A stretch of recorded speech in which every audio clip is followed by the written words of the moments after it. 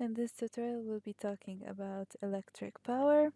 The electric power represents the rate at which energy is converted from the electric energy of the moving charges to some other form, like heat energy, mechanical energy by an electric circuit or electric device.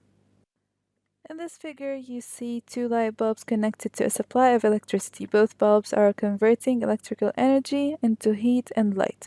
The brighter 100-watt bulb is converting 100 joules of electric energy into 100 joule of heat and light energy every second. The unit joule originates from the name of the scientist James Joule. The dimmer 60-watt bulb is converting 60 joule of electrical energy into 60 joule of heat and light energy every second. The 100-watt bulb has a higher power rating over the 60-watt bulb. Power is measured in joules per second or watts. Symbol is W. The power of an appliance is related to the voltage V across it and the current I flowing through it. The equation of power P in watts is equal to current I in ampere times voltage V in volts. P equals I times V.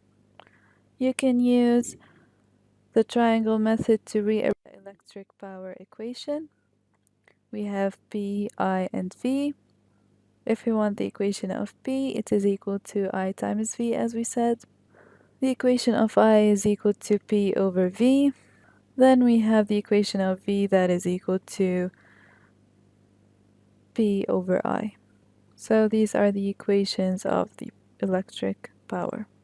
The units of electric power is joules per second or watts, and its symbol is W.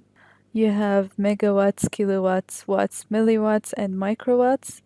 Converting from a larger unit to a smaller unit, you multiply by 10 to the power 3, and from a smaller unit to a larger unit, you divide by 10 to the power 3.